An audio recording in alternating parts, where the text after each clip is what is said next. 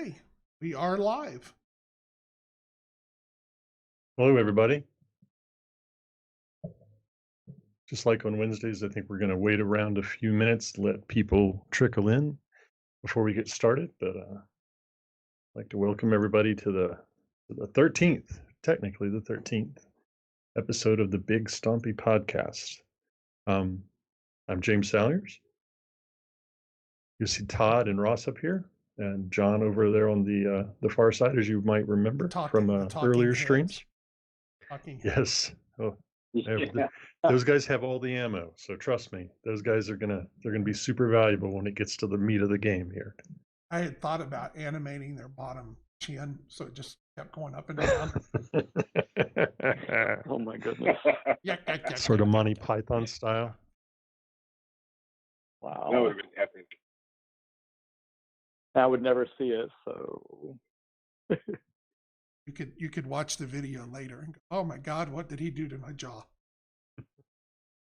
That's Yeah. hilarious. Terry Gilliam would be. All right. Well, maybe that's what we're gonna get. That's okay. Wouldn't be the first time. So I can remember how to do this. Welcome everybody to the Big Stompy podcast. I'm one of your hosts, James Salyers, Ross Hines, Todd Farnholz, and John Walker here to talk to you tonight about big stompy things. Calves, principally in this case, maybe a little bit of history, maybe a little background, some stuff that some of you probably know, some insights maybe that you might not have quite caught a hold of, and some secrets that we're going to drag out of John, whether he knows that or not. I'm going to let everybody introduce themselves. We're going to start here with Ross. Ross, tell us about yourself. Tell us about you and Cav. I push models forward and say pew pew. No, wait, I told you I was going to say that. No. Yeah, I've been active in CAV for a while. I think actually Todd drugged me in years ago, and during the first Kickstarter, he's like, "Hey man, you got to check this out. They got this in the plastic." And I said, "Okay." And so I invested just a little bit. I just selected a few models and got it in, and then Todd got me back in contact with John. I know John for a long time. It's probably at least 2000, I think, through another game with large robotic mechs. And so we had played that a few times together and had conversed on and off. And so I started doing some paint work and whatnot. And then we started doing CapCons, and those were a lot of fun. I met James there at one of them at the tournaments, or I think I actually met you online because I was stalking your list on what was going to be in your tournament. That's what it was. Just because I was worried about a particular build. And yeah, anyway, rest is history. We, of course, me and James played each other like first game, and it would just kind of went on from there. And then we did we've done the podcast last year, 2 years ago. I forget, no. Oh, last in the year. past, yes. In the past, my mind's not doing very well. I think we started in 2018. So, there we go. Yeah, we filled up most of 2018. No, we just, it was 2019 because I went through all my cancer stuff in the back half. That's right. Yeah. That's one. Yeah. Because I was. Yeah, no, it is very much a marker in life. And speaking of that, I'm doing pretty good. I've got some doctor's appointments next week just to check and make sure everything's still running pretty cool. And that's going to be pretty common for the next 3 or 4 years. But everything's looking good right now. Cancer-free since probably, the first of this year or a little earlier when I was getting done with chemo. So we're doing good there. But yeah, that's me. I paint and John sometimes uses us as a sounding board, me as a sounding board. Not very often, but sometimes. And so that's me. Todd, your turn. My turn. All right. Yeah, I got into CAV. Actually, John called me up one night when I was working out of town and asked if I wanted to do some paint work for him right before the first KS. And so I said yes. And he sent me a rule book and some models, and I fell in love with it. And it's been, God, when was that? Was that 2014? Yeah. 2015?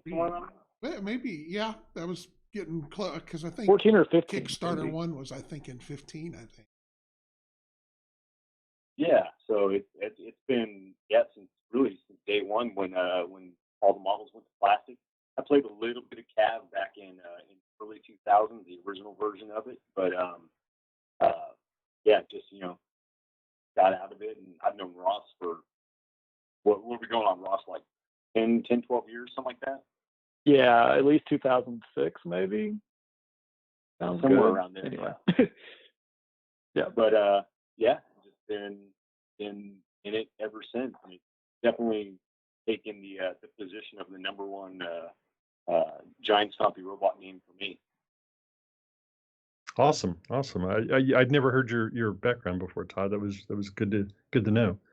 John, I mean, without taking up the entire show, tell us a little bit about you and Cav. Just a little bit. Hi, my name is John Cav. There we go. Do you? Do you really? Every once in a blue moon, actually get to.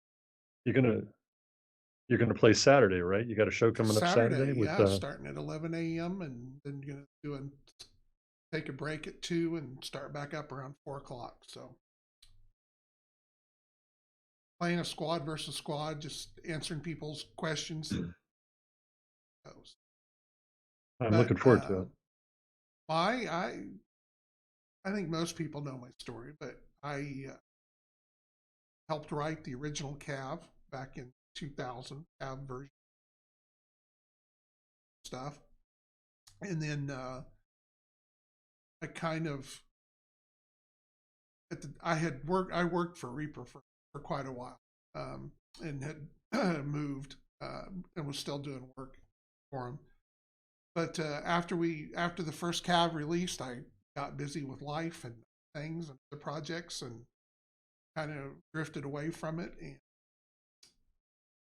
back in 2010 or so, of course, Ed and them are really good friends. So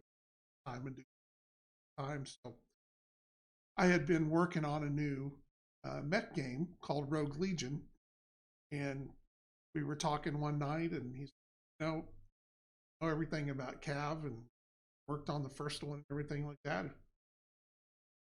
Take it over and go with it, because we're not going to do anything more with it. So we kind of switched gears, and it took a little bit of time to get everything going, and we started getting new stuff out there, and then lo and behold, Bones dropped into everybody's lap, and so that kind of spurred on the first starter, and off we went. We are today. Here we are today.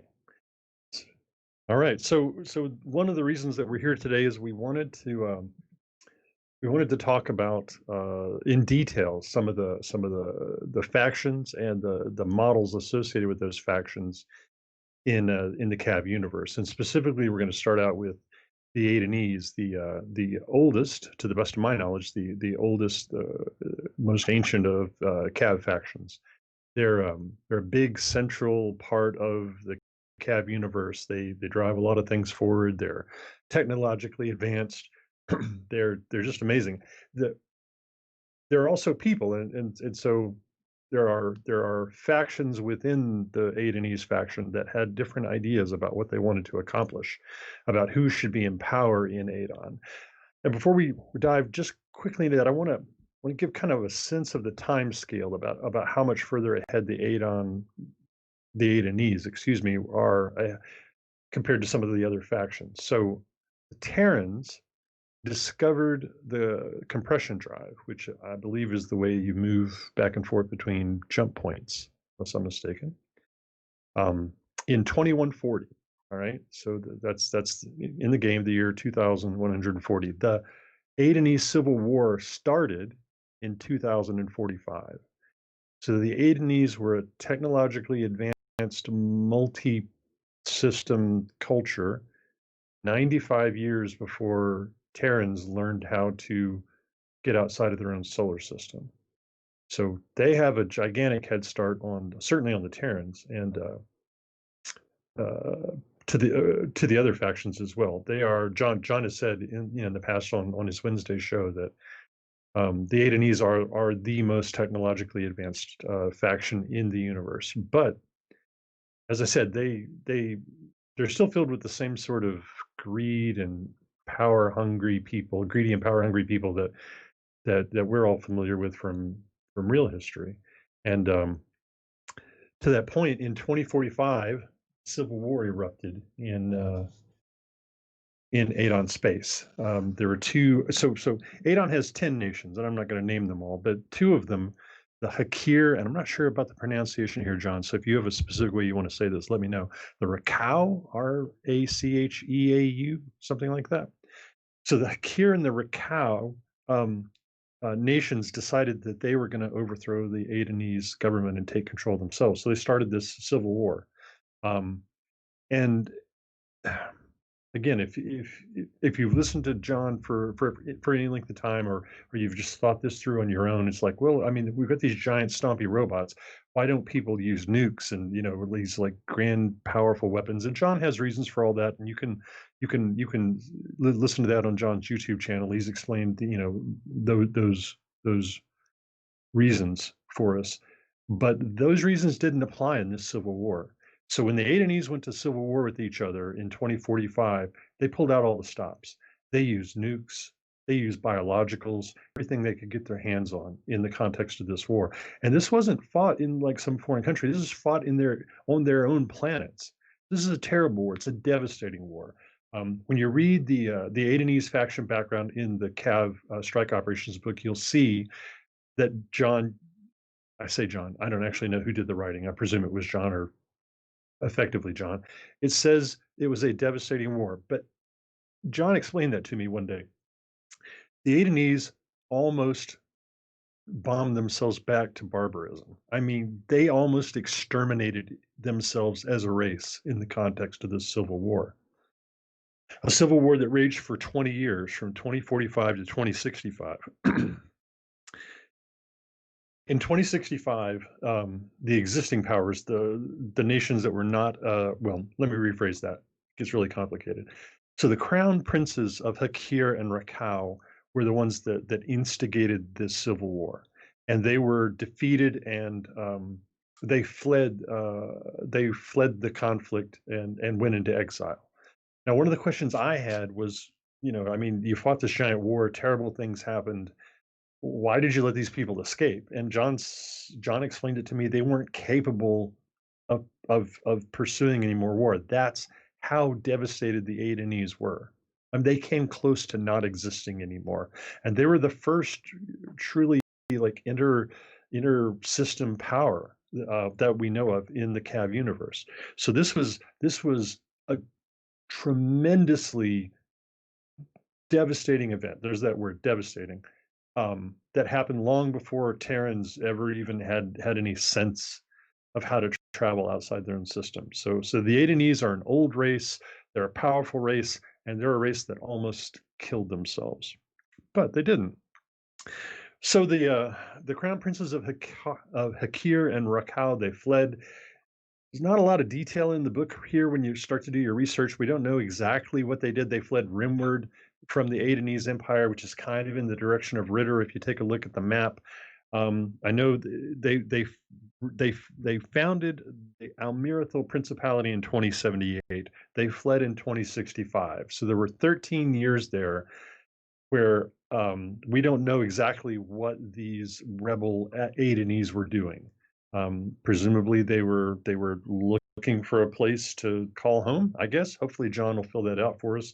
It's an open book at this point in time. They were very scattered, and everybody that's okay. part of it too. Is they didn't all leave in one, so they all scattered right. out in different. So like something caused them to center back together. They found a way to congregate again to allow them to form this Almirithil Principality. So whatever that story is, and I'm fascinated to hear it. I'd love to read some fiction about that. But whatever happened when they finally did gather together, it turns out that these two nations, these two families, weren't done fighting. They were fleeing from a devastated culture. Obviously, they were fleeing, so it's like anybody, right? They didn't get to pack everything. They certainly didn't bring their manufacturing plants. They were homeless. I mean, let's face it, space homeless, for whatever images that might evoke for you. And they finally found a planet. They congregated back together. And what happened? The Hakir and the Rakau families went to war again with each other to see who would control the newly found Almirithil Principality. And the Hakir family won. Once a bully, always I'm a not bully. quite sure. Yeah, it turns out. Yeah, they were. If you read the background, there's a little bit more detail there where you can see that they were always a problem child. Maybe I don't know quite what the right word is, but they were definitely the villains, and they've been the villains for a long time, and they were villainously successful. And so now we have the Almirithil Principality, which again, if you look at the map, you'll see it's pretty far out away from the Adenese. Its closest neighbor is the Ritter. And when we read through the faction doctrines, we come across this Almirithil faction doctrine called Lend-Lease. And to summarize it, I won't try and repeat it, but to summarize it, basically, the Almirithil can field variants of Ritter vehicle models, calves, tanks, things like that. And I'm real curious to understand what's going on there, because I know in the past, the Ritter and the Adenese, after the Civil War, they had some wars that they fought with each other. If you're on the Discord, I created a timeline and I posted it up in the CAVHQ channel on the Discord channel that, or in Cav Discord, where you can see kind of a timeline of when all the wars that we know about happened, and when the compression drive was discovered and when Almirithil was founded and things like that. Go check that out for a little bit more detail. But what you've got is you've got these, the Adenese and the Ritter that kind of been butting heads a little bit. They've fought a couple of different wars involving the Malvernans sometimes. You've got the Almirithil, who are now kind of neighbors to the Ritter, who clearly the Adenese must loathe, must hate, must want to. I don't want to speak for the Adenese. Maybe they don't want to destroy them. The Adenese seem, or at least the new Adenese seem like they're very forgiving people, but there's definitely a lot of animosity there. And so you've got this interesting power triangle, right? You've got the very powerful Adenese in the center of the known universe, or known space. You get the Ritter, who are also very powerful, and you got the Almirithil, and you've got this dynamic of politics, of diplomacy going on there that's implied, and I think it's implied heavily in this Lend-Lease rule. I mean, why are the Ritter giving the Almirithil this technology? What do they get out of it? Why are now I kind of understand the Almirithil a little better. They're kind of poor, so they need help. But what are they looking to do with the Ritter? I mean, I can't help but imagine that the Hakir families that are still in charge in the Almirithil Principality, they've got to be some of the most devious people in space.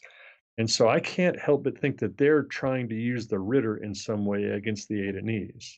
And I'm kind of hoping that, John, you might be able to give us a little bit of insight as to your thinking, or what your thought process was when you created this Lend-Lease doctrine. Is there some politics going on there? Well, there are. And you actually have to go all the way back to the Civil War to when this happened, because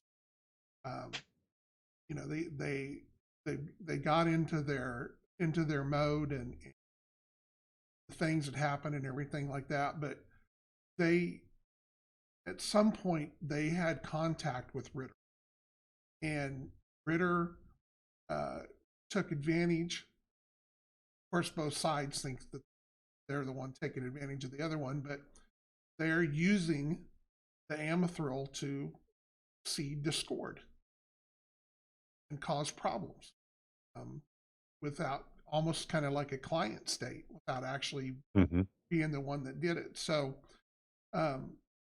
that's really how they approach this, is they look at, they have their own aspirations to do things that they're planning on doing or want to do, or take things and do things. So by applying a little pressure, they're hoping that they can keep the Adenese kind of off center. And why not let the Almirithil want to do it already so bad? We can keep our hands out of it and give them a little equipment and let them go. And sit back and say, well, yeah, they're using that stuff, but we sold that stuff a long time ago. However they got it, they got it. So Mhm. And that's really where these are coming from. Is these are um, the names that they have been given are the Almirithil names that they've used, or or whatever, to put this on there. But they're basically early versions of those models that they've moved ahead. And you've seen some of the numbering with 1s, 2s, and A's, B's, and things like that we've used. But Mhm. these are even earlier than those. So they Okay. are Rhino. They just are a very early version of the Rhino. Like if you look at the M1 tank, the M1, and all the variations Mhm. that it's gone through. And that's what they ended up doing. We sold all our M1s off to Saudi Arabia or whoever, and they don't have the capabilities and some of the resources and stuff that our latest and greatest versions have. And that's really Right. what they are. They're just old Okay. models that they are going to sell off, decommission, tear up, whatever they're going to do. And they decided to push them on to the Almirithil. So they sold these to the Almirithil, and it sounds like we really do have that sort of political infrastructure going on, where Almirithil is trying to work the Ritter against Adon, and Ritter is trying to work Almirithil against Adon, basically using each other, or at least each one thinks they're using the other one. Right. Okay, cool, perfect. So now Sounds what like we're going to everybody's do? got a bone to pick with Adon. Well, I mean, let's think about that for a minute. Clearly, the Terrans like Adon, right? Because they saved him. The Templars probably like Adon because there's all that high tech the Templars would love to get their hands on. They're historically known for stealing stuff, basically, like the compression drive. I mean, Borrowing. Yes, obviously they'll return it when they're done with it. Um, Yeah. I mean, clearly Almirithil doesn't like the Adonese. Ritter, I mean, it was in 2080 when they first encountered each other, but I guess they fought a couple of wars. So there's the Ritter want to be the big dog on the block, and they're probably mad because the Adonese are already the big dog. The Rock hate everybody, and I imagine they hate the Adonese possibly more, if there is such a thing in the Rock language. So that really only leaves Malvernus. I mean, I when I was reading through the factions backgrounds, I never saw an instance where Adon and Malvernus were fighting each other. Correct. So maybe the only allies the Adonese really have are the Malverns. Well, I and don't know. that's where part of the problem with the Ritter are. They are so surrounded, they've got nowhere else to go. So they're kind Right. of they're space locked, I guess. Mhm. So somebody's got to give if they want to grow. All right. So that being said, now we're going to turn to our panel of experts here. We're going to start talking about some of these Lend-Lease units. Some of them. What we're going to do is, I think we're going to take the format where the guys they're going to talk briefly about the original Ritter unit, and then they're going to talk about what the Almirithil have and kind of compare and contrast them, and just give us their opinion. These guys are phenomenal tabletop players when it comes to Cav, and they're also happen to both be freaking awesome painters. God, I hate them, both of them, but that's beside the point. Sorry, did I say that? So Ross, let's start out with the Havoc. Why don't you tell us a little bit about Okay. the Havoc? I'm going to take a quick actual history tour real quick, because I have played a bunch of Almirithil.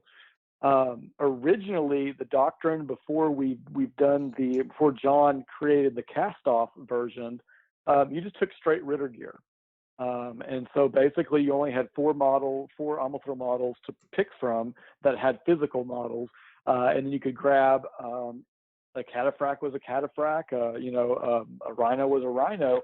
But I think it was last year or early this year, when he was adding units, we struck on this idea of, why would they be using top of the line Ritter gear when they, that just doesn't make sense for the Ritter. Why would they sell them their best stuff and then not get anything really in return?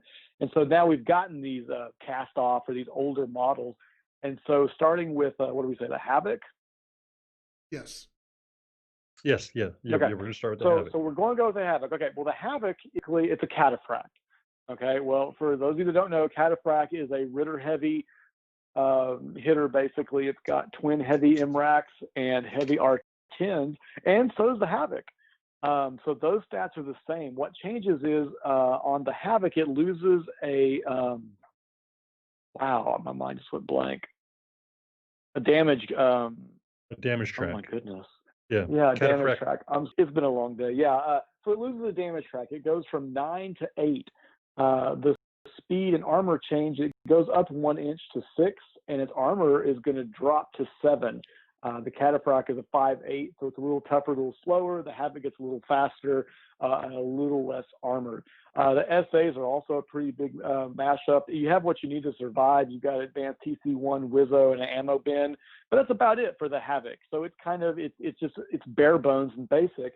The Cataphract goes a little farther and has relentless and countermeasures added onto that. Countermeasures 1 to give it a little bit more toughness and durability.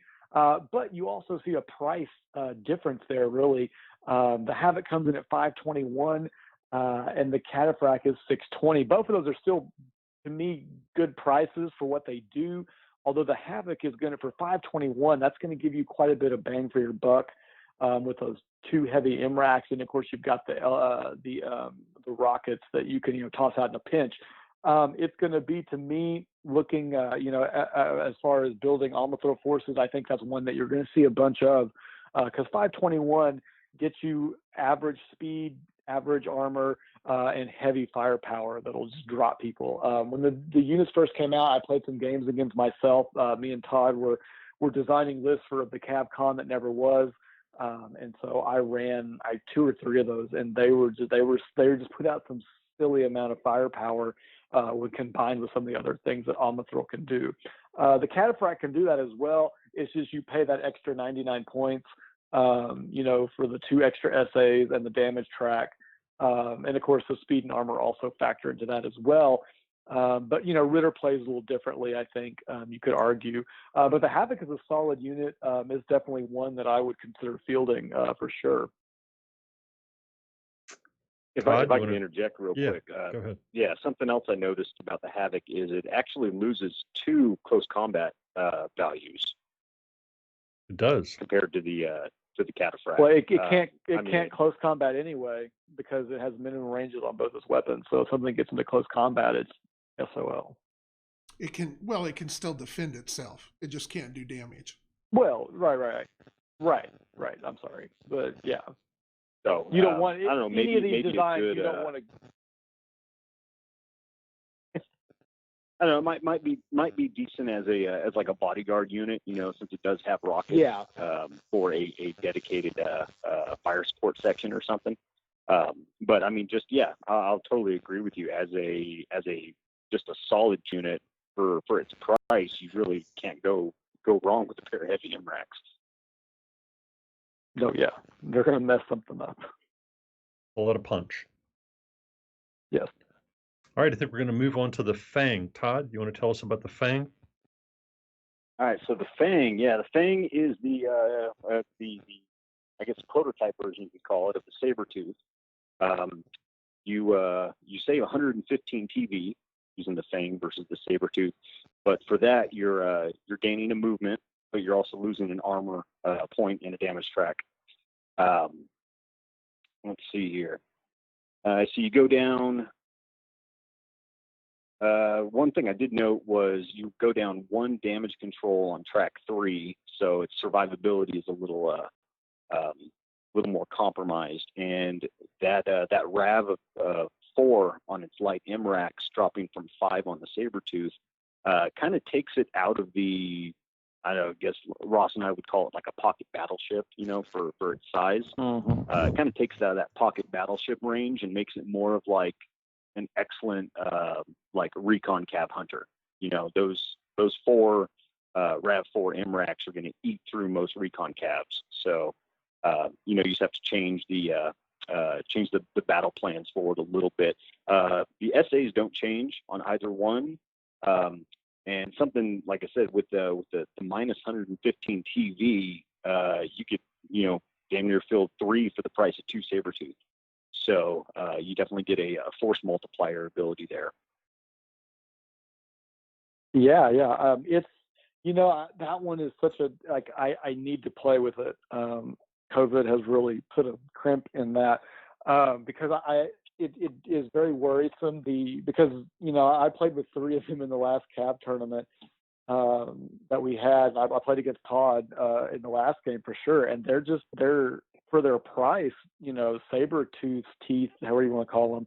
I mean, they're just not, they're nasty. I mean, each gun is putting out just enough damage to worry anything on the board, except for like armor 9 stuff.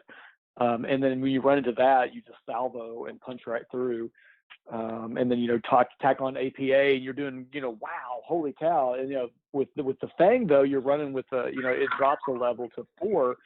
And I'm not convinced yet. Again, I need to play it and see the effectiveness of that, in an environment where you have limited numbers, and so you see a lot of heavier armor.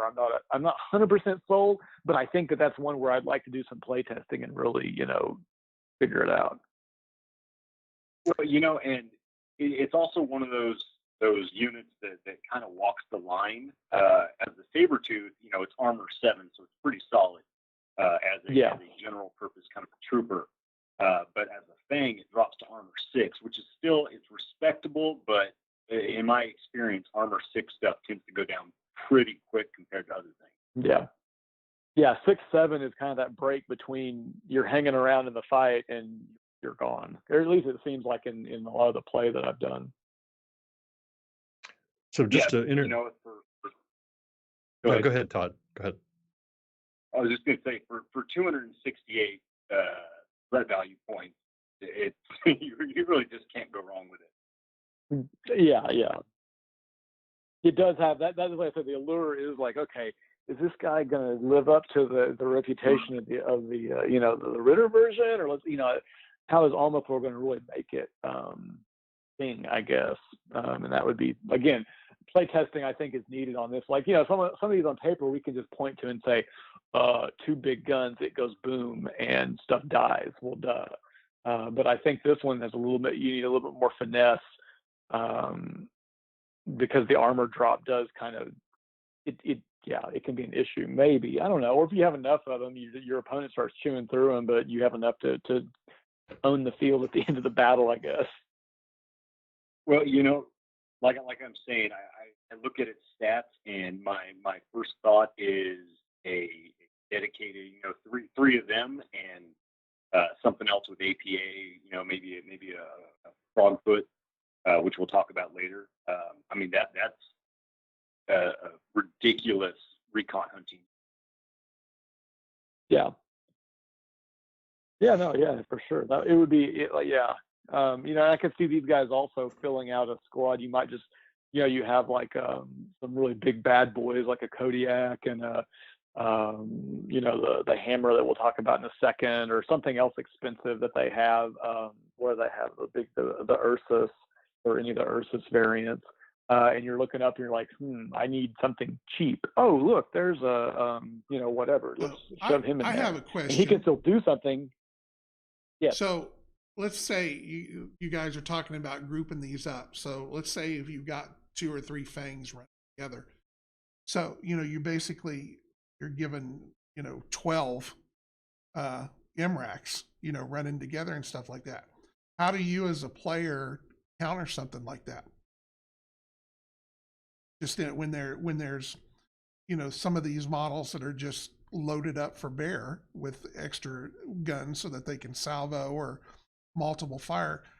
How do you counter a squad like that? What happens when somebody brings 3 or 4 Fangs and are running them together? What's the best way to get out of that?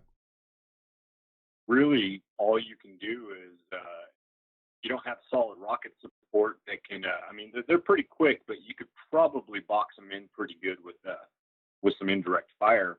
But you just have to get a whole squad to concentrate on 1 or 2 a turn to knock them out before they can get to you.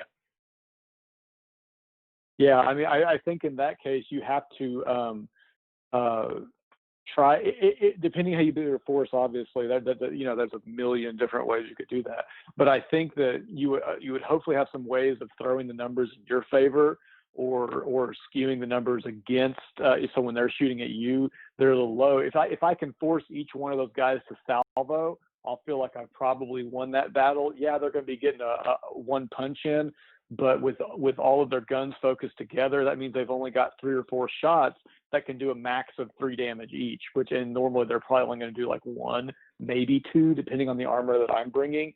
And so, it's when you give somebody a straight up like, oh, look, you just skirted into my short range, you need a 6 or a 7. And then, oh, look, he also brought APA with that, all those fangs. What the heck?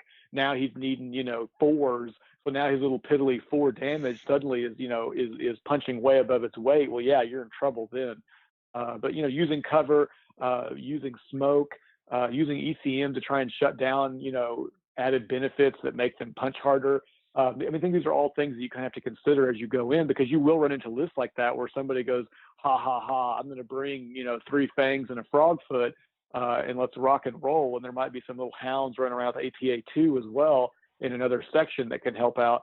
But you need to have a battle plan to do that. Like if you just throw out some units and say, let's see what happens, and you're giving him easy numbers at medium and even long range, like in what's long, 8, if I need 6s against your armor 6 or 7 unit, I'm going to be able to punch through 4 damage, 1 per gun on average rolls per unit, and you're just going to waste something. But if I can push those numbers up and deny them that ability, I think that's something that, when you're planning ahead before you play, just to consider.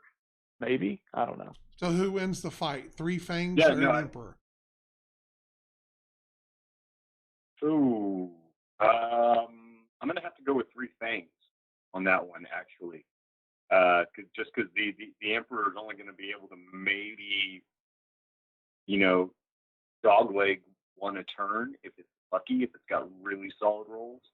Because like Ross said, you can only do max 3 damage per gun. That's assuming no salvo.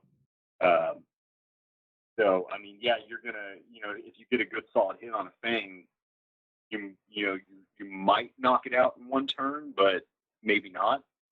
Meanwhile, the other 2 were getting up there, salvoing for 7 plus. Let's just assume there's no ECM on the board, or at least not active.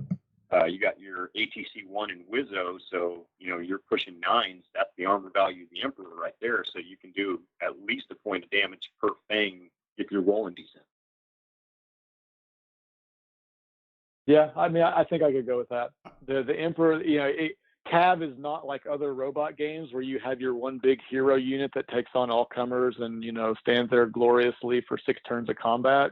Generally, and with that much, with the ability of their ability to salvo and bunch up is only paled by the duelist who chuckles and says, "Here, let me add 2 more for better numbers." I was just going to mention the duelist. Yeah, I mean that's the only one I'm like, yeah, that's. He is fantastic. Yeah, no, on paper you're like, but those only do like 3 damage or 4 damage each. You're like, no, you've got 6 of them. But the fang is still cut from that style of cloth, and yeah, I think that assuming that the Emperor doesn't just get like one, a turn where it just says, here's 6 damage and a crit and just sit down and one of your guys is done, let me focus on the other 2. Yeah, I think the 3 will be able to take the 1 in most cases. The gods of dice are very, very fickle. They're never satisfied. All right, gentlemen. I think we're going to move on to our next model. We're going to have Ross tell us about the Gauntlet 2 tank. Okay, Gauntlet 2, awesome. This is another one that I actually haven't used this one, but I've used its parent design quite heavily in 2018 CavCon. Yeah, 2018 CavCon, where we just didn't have quite as good of attendance. It was just me and a couple of my DFW boys showed up, and so we had our own little personal tournament. And I ran 4 Lion 2s, which is what the parent design is. And these are the ones that look kind of like King Tiger tanks, except they float on a little, clear base. And so the Lion 2 has all 8 tracks, so it's maxed out as far as the vehicle goes. It's speed 6, armor 8. It's got a single heavy PBG and then 2 heavy machine guns for dealing with pesky infantry. As essays, it's got improved handling. It's a turret, pop up, Assault 1, Reinforced 1, Smoke, and Advanced TC2. It comes in at 385 points, which is pretty high for a vehicle. It's not the highest you can get. There's some others that get up into the high 400s. But it's got pretty short range, and that kind of is something that is, I think, takes into account on that price. The Gauntlet 2, about the only thing that it changes is it loses a damage track. That's kind of a theme here. And then the Advanced TC is downgraded to a 1. All of the rest of the SAs are there, so it's still just as spicy. It tosses out almost the same amount of damage as it was. The ATC2 change obviously will skew your number by 1, but when you're using a heavy PBG, I mean, the more is fine, but you don't always need it. You're going to be punching well above the price point there. I know my Lion 2s, without getting ATC2 locks quite often, they slaughtered. I mean, they held up in one of my games against Templars. They literally held the flank up on their own and went through about 4 calves while my Rhinos waddled. I say waddled, they're speed 6. They flanked on another side and put fire stuff, and they were very good. And look at the Gauntlet 2. I suspect and look at the performance is going to be just about the same. Losing that 1 damage track can hurt, but usually in cab, by the time you're at those last couple tracks, you're not that good anyway. But the big deal is the Gauntlet 2 is 322 points, so you're saving 63 points over the parent for 1 damage track and ATC 1 instead of ATC 2. I can see fielding these in multiples as well. It seems like in cab sometimes you end up fielding multiples of units to cover weaknesses and contingencies. There's some designs that, like a duelist, honestly, you probably only really field 1. But gauntlets and fangs, and havocs, you're gonna have a bunch on the board because they kind of fit that trooper mold maybe. And a gauntlet, I'm probably going to send a pack of them, 3 or 4, depending on how I set my squad up. I might be tempted to put a hound with them for APA 2 and EST support because the hound you'll hear me talk about the hound for Almirithil. The hound makes everything better. But man, the thing Ritter missed, and they have a unit now that can do it. I think it's the Saxon, John. I don't know. You have to check me on that. They have a vehicle that has EST now. But back when I was playing with the Lions, they didn't. And so the Lions never really had EST support if you were staying inside faction doctrines. But yeah, the Gauntlet's good. I would just I point at an enemy and I just go speed 12, and then it should be about time to start shooting.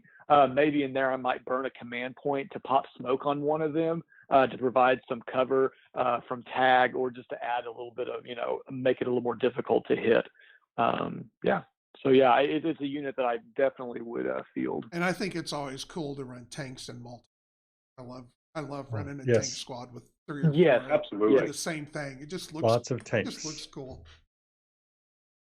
Yeah, it's like that's what it's supposed to be. Like the rule of cool. Yes. Well, and it runs that magical triangle. 2 points of a match of armor 8 and a gun that can do 8. So it's just, it's hard to stop, and it hits like a Mack truck. Oh well, yeah, and then you overdrive the bad boys. If you overdrive it. Yeah, there was. You want to talk? Playing up in. Oh, go ahead. I'm sorry. Okay, yeah, we were up in Oklahoma City for what con was that, John? In Oklahoma City that we were at last summer, 2 summers ago, whenever that was. SoonerCon.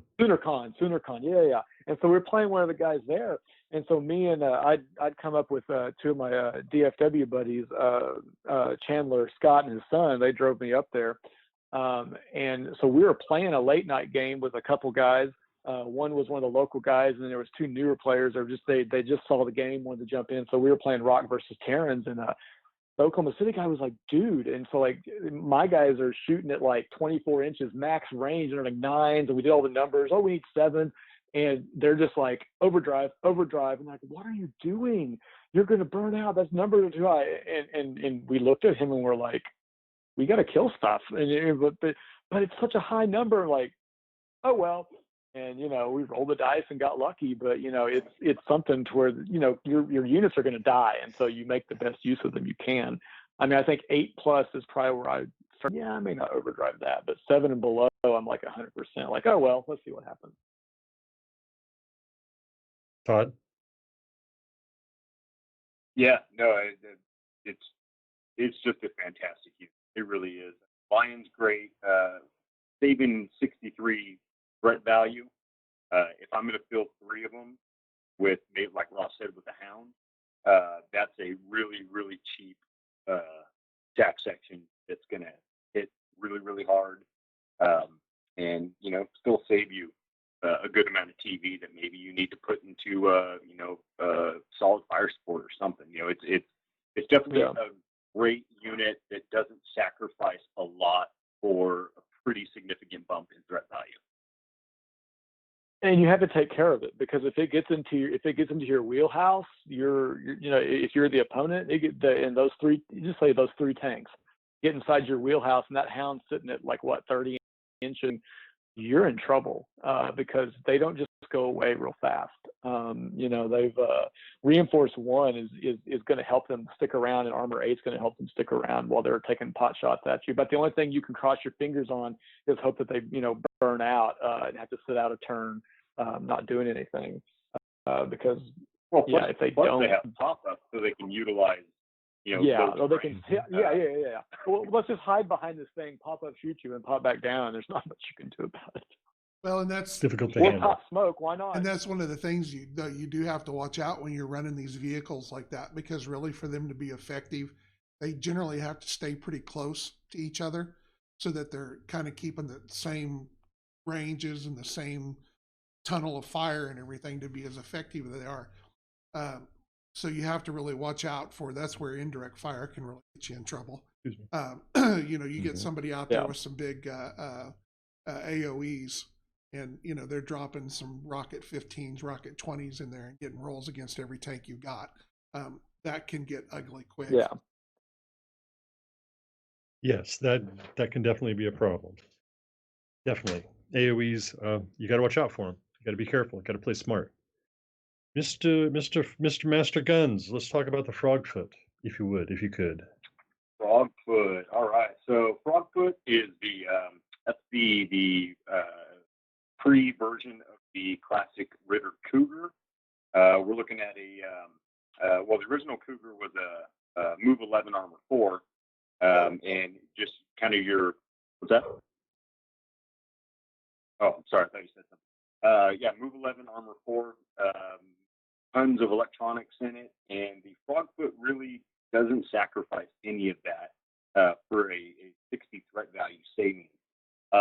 It does gain, let's see, it goes from, what am I looking at here?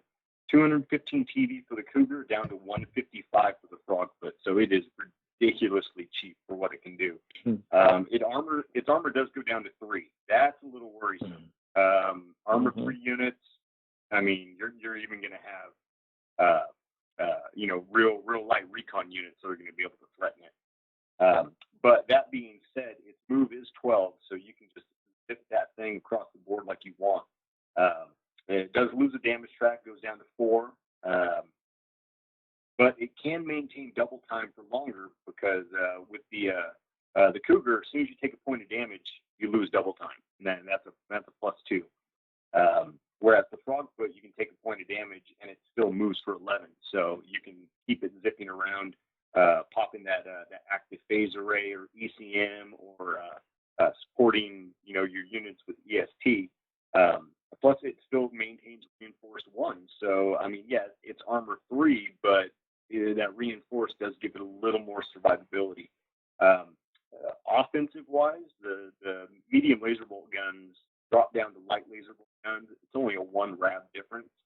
And truthfully, if you're running Cougars or Frogfoots, if you have to resort to using the offensive weaponry of these things, then you're probably using it wrong. Yeah, if you're depending no on other those option. guns, you're in big trouble. Yeah, but I think the big selling point for the Frogfoot is it's 155 TV active phase array 1 unit, that also has ECM1, EST, and reinforced. Plus, it can maintain double time. So you can get this thing around the board wherever you want it, pretty much in a couple of turns. I mean, that's basically the trinity for electronic warfare, isn't it? Yeah, absolutely. Yeah, it's got everything. Yeah, 155. Yeah. I think that's even cheaper than the Hound, isn't it, Ross? Yeah, the Hound's 170. Yeah. So I mean, or 72 or something. Yeah. I mean, my thing against the Frogfoot is that it's going to be gone the second something looks at it. It's dead. Like, I mean, with 4 damage track, armor 3, like even with double time, I mean, you're going to find a way to go through it. Honestly, the Frogfoot is something you give a guy you don't like, and you know he's not coming back after that mission. Or in real life, you know, with us, it's like I didn't have 100 and I don't know what a Cobra is. I think it's 160s or 170s. I didn't have those points to spend on a Cobra, so we'll just throw a Frogfoot in there instead, because it can still do it as long as it's alive. But if you have an opponent that has the ability to get to it either with indirect or just, you know, APA and just getting around your modifiers, they're going to make it disappear. And so he's going to be slinking and hiding even more so than most recon units do in Cav, because it's got a death wish. Well, the main tactic there is you always want to have somebody else for him to shoot at. You know, if there's a better target to go after, you can have armor 1, damage tracker 1. If you're never going to shoot at me, I'll be here all night. If you have our 3 gauntlets. Yeah, if you have our 3 gauntlets and a Frogfoot, I mean, it's like, who am I shooting at? Oh crap! Do I get they just went speed 12 and he just moved 1 move speed 12. Okay, who do I shoot at? I mean, yeah, for sure. Yeah, no, that's something that I see when people play or whatever. That hesitation to really get in there and start mixing it up. They kind of want to work the outside a little bit and stuff like that, and that really works against you because you're letting them pick who they want to shoot. You know, because if you're not in my face, I'm going to think about this, who I'm going to take out or whatever. And, you know, if the easiest or a good target is to take out that little guy quick, that's who I'm going to go after. So, you know, that's a tactic that people need to, you know, I think that I see that more so in any game. Is hesitation will get you, will lose you a game faster than about anything. You got to move and get in there.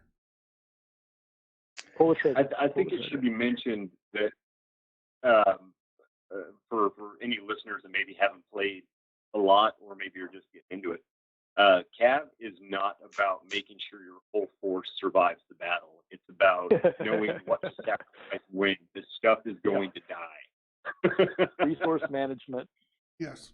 Yeah, that's exactly force management. That's exactly what it is. Yeah. So. Oh yeah. All right, guys. So it's 8:53. I feel like we've got time to cover one more of the 4 that are left on our list. So I'm going to name them off, and Todd, you and Ross pick the one you want to cover. We got the hammer, the backfire, the fullback, and the forger. We got time for one. Oh, the hammer. Hammer. Yeah. Hammer? Okay. Yeah, the hammers. Yeah. All right, Ross, tell us about the hammer. Okay, gotcha. All right. So when John before he released these to the public, he let some of us that, you know, do volunteer stuff for him, painting, rule bouncing, whatever we do. I don't know what we do. He just something for him to yell at, I think. So he sent these and said, hey, what do y'all think about this? And so the hammer was one. I said, well, what's this one based off of? And he goes, oh, it's the Rhino. And I went, oh my goodness. Wow. So the basic Rhino is already a steal. I had a whole CavCon force. I had 3 of them. There are 809 points for speed 6, armor 9, 11 tracks, heavy MRAC, 2 guided missiles, and a plethora of essays that just make it one big nasty customer. The hammer is the same thing, except it loses a damage track. The armor and speed go to 7.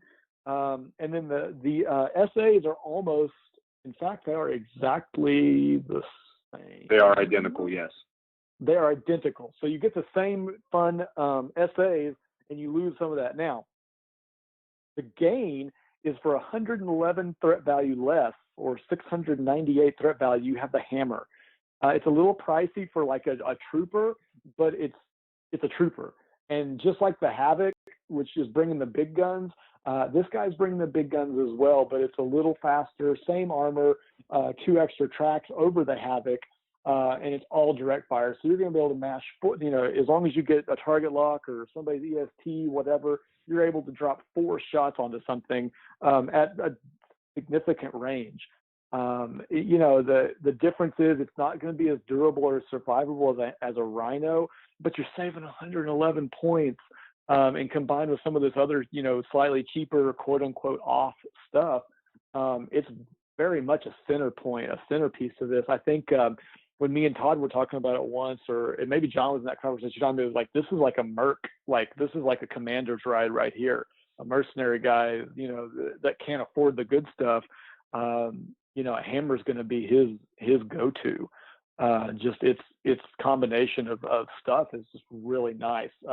Price versus damage versus speed versus staying power. So I don't know. This is one that I really it'll for sure be in some forces that I'll test and play with. Probably in the Havoc for sure. Now, Ross, you may not agree with me on this, but I'm going to go out on a limb and I'm going to say, in my personal opinion, the hammer is actually better cav than the Rhino. And here's why, before you guffaw at me. All right, so you're looking at Move 7, Armor 7, right? But it also has Assault 2, right? So every turn, you can run essentially 10 inches anywhere you want to go across the board, which is very respectable for a trooper cav, right? Not unlike the my personal favorite, Starhawk 6. Armor 7 is really, really solid on this thing, and it has Reinforced 2, so it's got that additional staying power.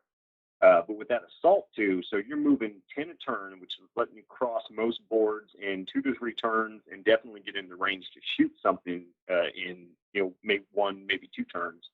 But that Assault 2 is letting you move as far as you want with those heavy MRACs just going. You got the ammo bin to back them up so that you can just keep rolling on it, and if you get a bad roll, okay, you lose an ammo bin, but you're still in the fight. I don't know. It's just for saving 111 TV.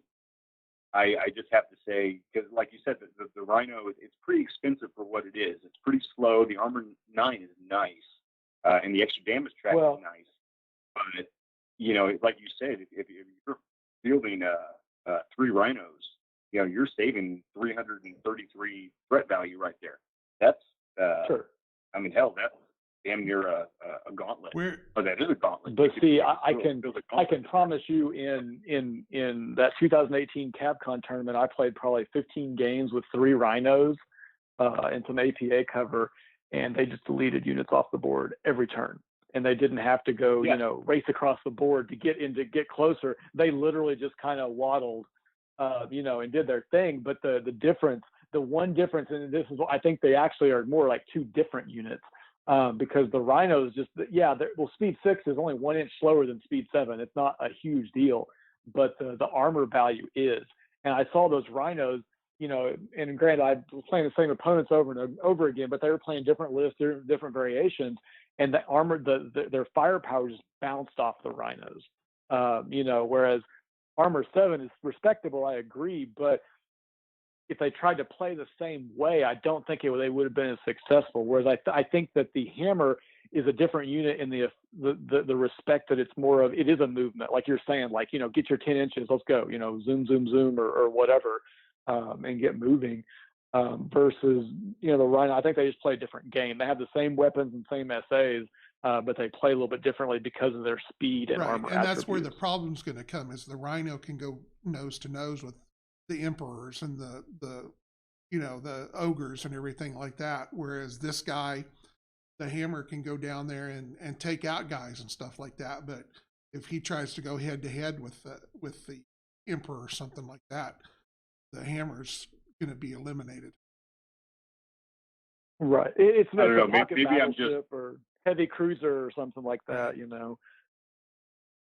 I'm probably just biased because I love the Starhawk 6 so much, and it's so similar to it. Yeah. That the Starhawk 6, well, you cannot go wrong with it, for sure. Yeah. All right, guys. Well, we managed to cover a handful of the units, and we got to talk about the Almirithil background a little bit.